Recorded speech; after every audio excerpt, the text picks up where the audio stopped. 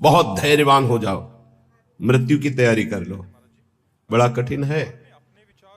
जीने के लिए तुम हर प्रयास कर रहे हो, लेकिन मरने के लिए कौन प्रयास कर रहा है? धन्य है वो जो अपनी मृत्यु की तैयारी कर रहा है। लाखों करोड़ों अरबों असंख्यों मनुष्य हैं, सब जीने के लिए परेशान है, लेकिन कोई बिरला ऐसा है जो मृत्यु की तैयारी कर रहा है कि मुझे जाना है यहां से, मुझे जाने की तैयारी करना है, मुझे नाम जमा करना है, भगवान नाम, मुझे जितेंद्री होना है, भगवत साक्षात्कार करना है, पुनः इस संसार में, भयावह संसार में, जन्म मृत्यु दुख देने वाले संसार में, छली कपटी संसार में नहीं आना, मुझे भगवान की नित्य धाम में रहकर उनकी नित्य लीलाओं का रसास्वादन करते हुए उनकी सेवा में रहना है। ये पहली तैयारी हुई एक श्लोक में कि आप सोचो तुम्हारी मृत्यु होगी, कब होगी, किस समय होगी, कुछ पता नहीं, किसी भी समय हो सकती है। खलु मृत्यु आकस्मिक अकस्मातिक, तुम्हें पता भी नहीं चलेगा। खेल खेल में हंस रहे, नाच रहे, पधार गए। धैर्यवान बनकर मृत्यु पर विजय प्राप्त करने की तैयारी कोई बिरला करता है। एक कोई फर्क नहीं, प्रवचन की बात नहीं है। अगर हृदय में नाम चल रहा है तो कोई फर्क नहीं है। हर समय अपनी बैग तैयार है, टिकट पास है, जहां जाना है वहां पता है, फोन से पहले बात हो चुकी है कि मैं आ रहा हूं, तैयारी फिट है, वहां से उत्तर आ गया है, आ जाओ।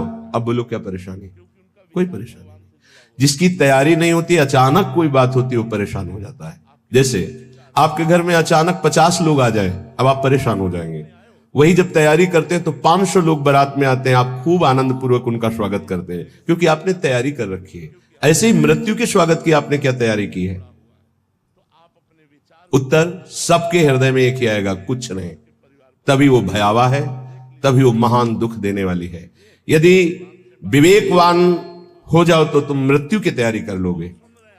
वो आखिरी तैयारी गुरु कृपा से होती है, और जिसने वो तैयारी कर ली वो निर्भय हो गया, निश्चिंत हो गया, निशुक हो गया। ये तैयारी हम क्यों नहीं कर पाते? क्योंकि हमें यहां सब कुछ प्रिय लग रहा है। ये देह प्रिय लग रहा है, मकान प्रिय लग रहा है, पुत्र पत्नी परिवार प्रिय लग रहा है, तो हम तैयारी यहां की सब कुछ कर रहे हैं। लेकिन हमको ये पता नहीं कि अचानक हमारा ट्रांसफर हो जाएगा, अचानक हमारा शरीर छूट जाएगा, और उसकी तैयारी ना होना सबसे बड़ी हानि होगी।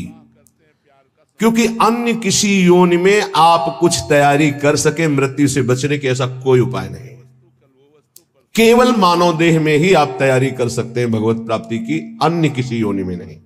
और ये आपने यहां की तैयारी में ही सारा समय खत्म कर दिया। पुत्र को पढ़ाना, पुत्री का ब्याह, ये वो, पूरा जीवन इसी में। और अंत तो गत्वा मोह मल से ग्रसित होकर पुनरपि जननम पुनरपि मरणम। ये आपकी मृत्यु की तैयारी में जो बाधक है, श्रीपाद आगे के श्लोक में कह रहे हैं। राज्यम निष्कंटकमपि परित्यज्य दिव्याश्च रामाः कामान सर्वानपि च विहितांस्तिक्त तिक्तान विदन्तः हित्वा विद्याकुल धन जनाद्याभिमानं प्रविष्टा ये श्री वृंदा विपिन मपुनर्निर्गमास्तान नमामः। जब कोई मृत्यु की तैयारी की सोचता है तो सबसे पहले उसका वैभव उसके सामने बाधा पहुंचाता है। माना तुम्हारा चक्रवर्ती सम्राट पद है, निष्कंटक राज्य है, तो मरोगे तो है ही, तो क्या राज्य लाद के ले जाओगे? राज्यम निष्कंटकमपि परित्यज्य बरबस राज सुतहि नृप दीन्हा हरिहित आप गवन बन कीन्हा। ये तैयारी है। जबरदस्ती छोड़ा जाता है भोगों को, प्यार से नहीं छोड़ा जाता है। ये जो परिवार से लिपट लिपट कर रोना, मोह ममता राग, और फिर कि हम जा रहे हैं अमुक जगह तपस्या भजन, खिलवाड़ की बात करते हो, विनोद की बात करते हो। इनको गले लगा करके तुम इन्हीं का चिंतन करोगे। हिमालय, आप काशी, उज्जैन, द्वारिका, कहीं भी जाओ, ये मोह का पास तुम्हारे हृदय को भलात घसीट कर वहीं खड़ा कर देगा जहां से सुधार करना चाहते हो। अचानक, अकस्मात, जो मृत्यु तुम्हें सूचना नहीं देगी, उस पर विजय प्राप्त करने के लिए अकस्मात सबके मोह बंधन को काटना होता है। श्रुत बनितादि जान स्वार्थ रत ना करुणे सभी अंत ही तो ही तजेंगे पामर तू न तजय वहीं दे। ये समझ में नहीं आएगा क्योंकि बुद्धि अपवित्र है, इसलिए ये समझ में नहीं आएगा। कह रहे हैं शायद समझ में आ जाए। जाना है